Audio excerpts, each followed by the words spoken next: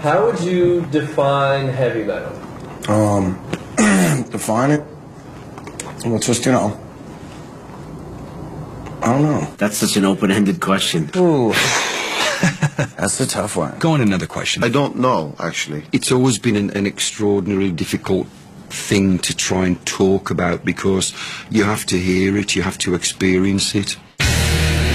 We are the lost generation, people who don't necessarily fit in. It's a lot of white boy angst.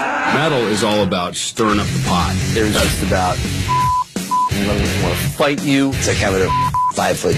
Yeah! You feel the sound. It hits you right here. It's that anarchy. It's that stuff that makes your parents wet themselves when they're thinking about what their kids may or may not be doing.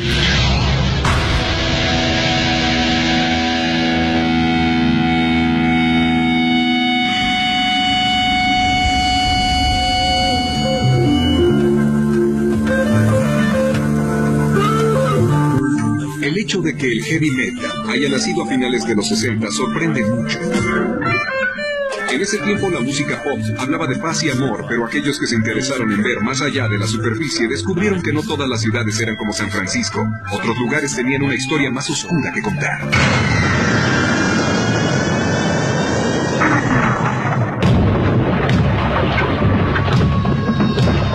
In the Second World War in Birmingham, that's where all the ammunition was made, that's why it got so heavily bombed. So there's a lot of, you know, bricks all over the place and bombed out buildings, all that kind of stuff. If you look at the times, it was all love and peace and bells and, you know, free love, and that wasn't the case for industrial, stenchy town of Birmingham. It's very rough, really, very industrial sort of town. There's heavy industry of all descriptions in and around Birmingham. That's why it's called the Black Country. Coal mines and the smoke. As kids growing up, that was embedded in your mentality. I remember as a kid being in class, and next door to the school was one of these big metal foundries, and you'd be in class trying to study, and you could actually hear the metal hammers and the compressors banging and spitting forth metal and all this smoke, and it was drifting into the classroom, and your books on the desk would be bouncing. You could actually physically feel it. So I sometimes think that's the culprit, you know. I actually breathed that metal into my lungs, it got into my blood.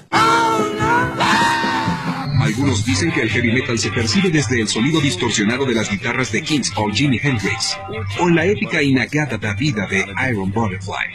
Pero el verdadero metal nació en el infierno industrial de Birmingham en un día común de 1968, que se trastornó asquerosamente para mal.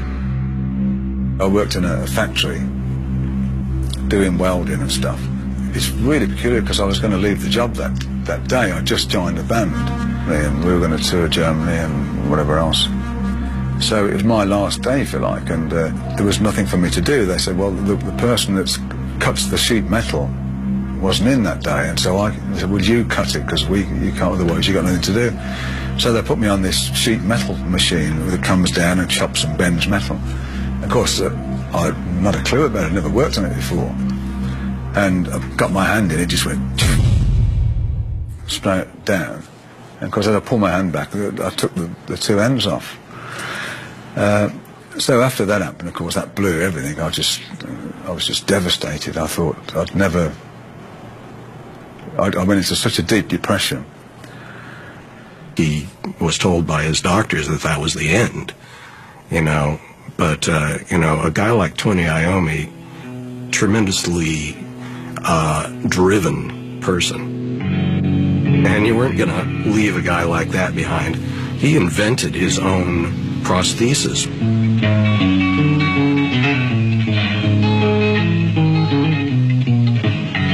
We had to make false fingers, really.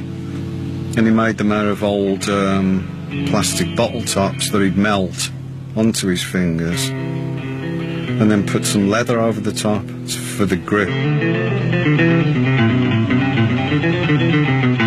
And, you he's thinking, what the hell am I going to do with this? It hurts to play with them. But he figured out he could tune down. He could detune and play with these plastic fingers. The sound is actually thicker and heavier, and it's a core of the Black Sabbath sound. Because I took the ends of my fingers off, it made me create a different style of playing, which was great, really, because eventually it became heavy metal.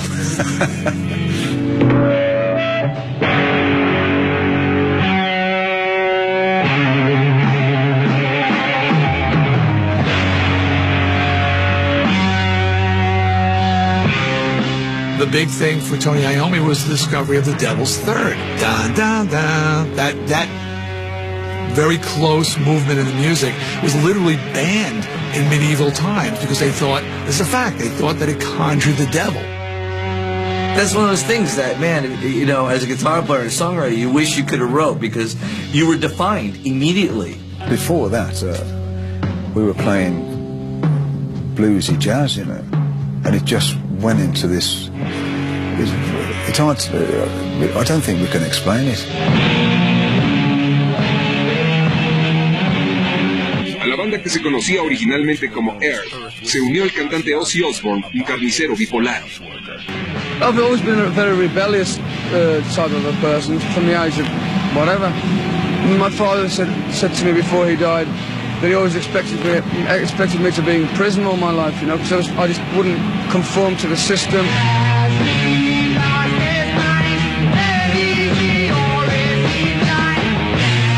En la batería estaba el soldador Bill Ward y en el bajo Geezer Butler, un contador frustrado aficionado a la brujería. It's hard to explain to people, but it was like a very close unit, and we had this thing going on with each other that was very strange. And Geezer in particular had all sorts of weird dreams and weird thoughts, It might have been the acid, I don't know. At the time I was seriously into occult stuff and black magic and all that kind of thing. I had this little apartment which I'd painted black and had all these upside down crosses all around the place, pictures of Satan everywhere.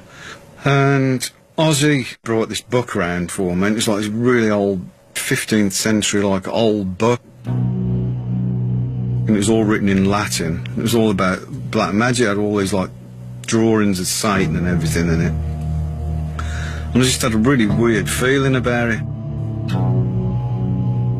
And that same night, I woke up in the middle of this horrible nightmare, and I just saw this black shape at the bottom of my bed, just staring at me. It's like a black, malevolent thing. It's a horrible feeling of it, and I just totally freaked out. And I told Ozzy about it, and he came up with the lyrics to Black Sabbath. What is this that stands before me? It was very different, and we knew it was very different when we done it. It was almost frighteningly different, In black, where it's points at me. We had these gigs at the blues clubs, and we thought, should we play that song we'd done? We were trying to see what the reaction would be, and we played Black Sabbath, and God, the people's faces when they heard that.